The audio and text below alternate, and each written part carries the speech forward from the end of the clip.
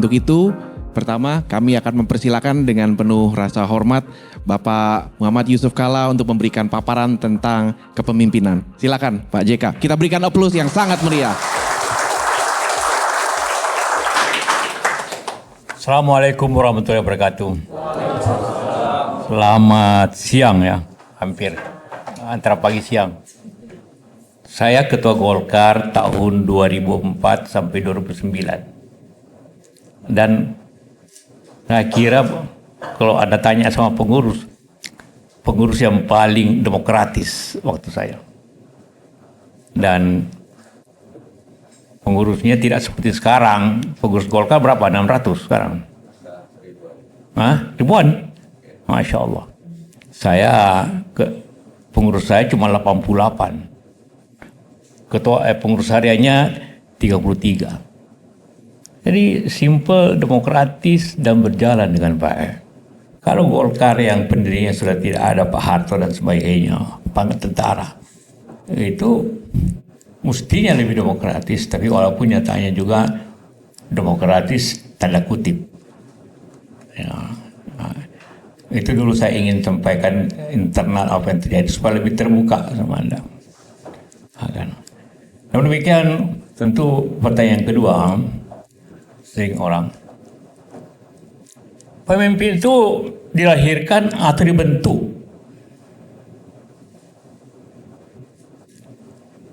Ada yang dilahirkan memang punya sifat pemimpin, ada yang dibentuk.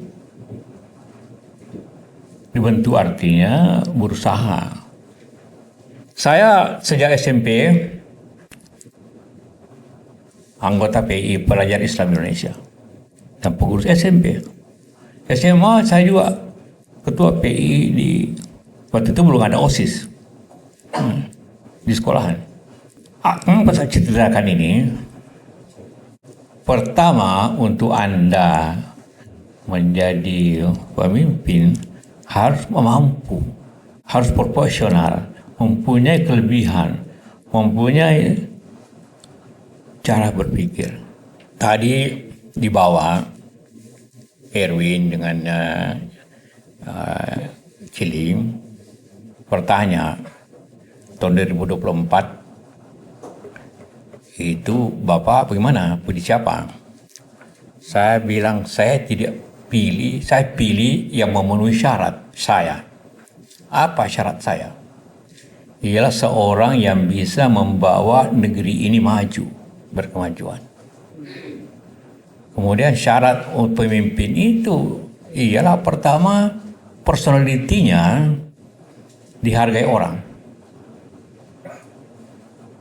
Punya kemampuan intelektual yang baik. Kalau pemimpin tidak punya kemampuan intelektual yang baik, itu akan masalah nanti. Tidak punya bisa berhitung dengan baik, itu negeri bisa masalah. Kedua, tentu punya pengalaman yang baik. Juga jangan nanti di presiden baru mencari pengalaman. Bisa kepemimpinan cobaan, itu lebih berbahaya juga. Ya, walaupun juga ada orang yang bisa seperti itu selama mempunyai 3 syarat ini. Saya bilang kalau itu, karena itu pilih saya kira-kira siapa yang memenuhi syarat ini. Harus mempunyai kemampuan, harus mempunyai intelektual. Bagaimana punya kemampuan intelektual? Banyak membaca. Apakah baca perkembangan, baca buku? Sekarang sangat gampang. Semua ada di internet. Informasi yang begitu banyak. Saya lagi tulis tentang pengalaman menaikkan BBM. Nanti saya kasih case bagaimana caranya menaikkan BBM tanpa demo. Karena presiden mengatakan kalau kita naikkan nanti berbulan-bulan demo. Tidak ada yang bisa. Waktu saya dengan SBY tentu, tapi SBY lebih diam. Karena saya waktu itu SBY ada perjanjian. Saya mengurus ekonomi, selebihnya dia ngurus. Jadi masalah-masalah ekonomi itu saya pimpin, termasuk masalah BBM itu kan masalah ekonomi. Oke, saya ngatur. Dalam sejarah Indonesia tidak pernah kita naikkan BBM itu 128% satu kali naik. dan sama sekali tidak ada demo. Semua orang bingung. Bagaimana ya nanti tunggu sebentar ini kita bicara. Juga ya bagaimana mengatasi subsidi tanpa masalah. Nanti juga kita kasih case. Semua orang di dunia, banyak negara di dunia yang konflik minta bagaimana caranya mendamaikan Aceh. Karena hanya dengan cara kepemimpinan yang baik kita bisa selesaikan soal. Yang sudah 30 tahun saya selesaikan 6 bulan. Bagaimana menyelesaikan konflik-konflik di Ambon, di Poso dalam 16 hari. Itu semua hanya Anda bisa berbuat kalau punya Anda pengetahuan, Anda punya leadership, dan Anda punya trust. Kalau Anda kehilangan trust, maka Anda tidak bisa memimpin orang. Karena pemimpin itu harus jadi panutan. Dan panutan itu harus dengan contoh. Tidak mungkin Anda menjadi panutan kalau Anda tidak mempunyai trust. Trust itu terdiri daripada kejujuran, keterus-terangan, dan keberanian. Anda boleh jujur tapi penakut, juga orang tidak percaya. Anda berani tapi tidak punya pengetahuan, Anda tempeleng orang saja itu. Tidak bisa berbuat apa-apa. Apa tugas pemimpin? Apa tugas pemimpin? Pertama, menginspirasi. Jadi pemimpin itu harus inovatif. Karena hanya kita bisa memberikan inspirasi kalau kita inovatif. Pemimpin itu menyatukan apakah itu kalau pemimpin keluarga, menyatukan keluarga. Kalau pemimpin itu menjadi gubernur, menyatukan orang boleh berbeda pendapat, tapi kemudian kita mempunyai solusi sehingga orang itu bisa bertindak sama-sama. Pemimpin partai harus bisa mempersatukan. Jangan tiap kali orang mau berontak, orang mau apa, orang mau mosi, orang mau munaslup. Nah, yang sangat penting mengambil keputusan. Dari itu semua anak buah. Karena itu saya selalu membedakan pemimpin di bidang pemerintahan dan pemimpin di bidang bisnis atau politik. Politik dengan bisnis hampir sama. Kalau pemimpin pemerintahan yang penting prosedurnya. Kalau salah prosedur bisa dipanggil KPK atau jaksa. Apalagi kalau sedikit korup. Tapi kalau entrepreneur atau politik yang penting hasilnya.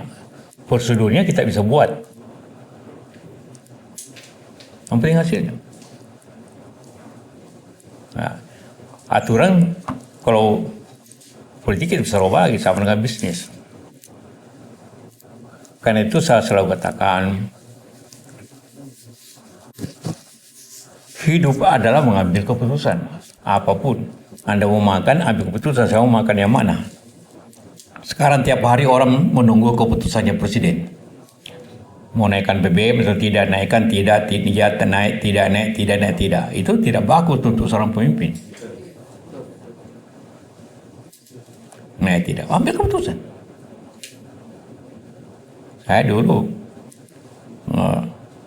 hanya rapat 4 kali, mau rapat lagi tidak, saya bilang kita putuskan besok. Jadi keputusan pertama waktu SBY mau naikkan BBM. Keputusan pertama waktu Jokowi menundukkan presiden.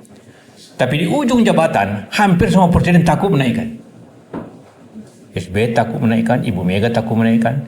Akhirnya terpaksa presiden yang baru menaikkan.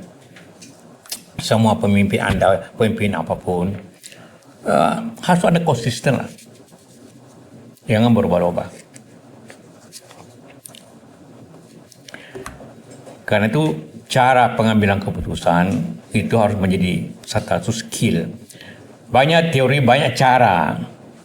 Karena itu ada mata pelajaran decision making. Bagaimana dari banyak masalah dipersempit. Ya, decision making process. Anda boleh pelajari, ada banyak buku tentang itu. Tapi intinya adalah jangan ragu-ragu, pilih yang terbaik, yang paling sedikit risikonya. Pasti semua ada risiko. Sama sekarang ini, negeri ini.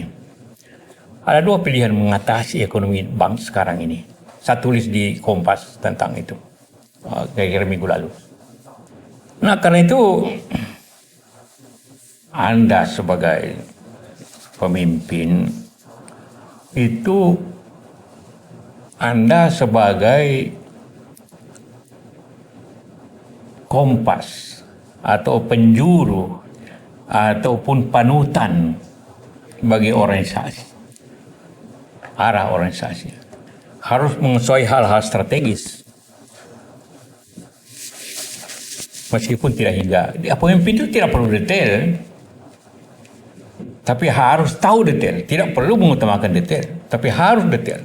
Karena Anda kalau tidak detail, Anda dimainkan anak buah.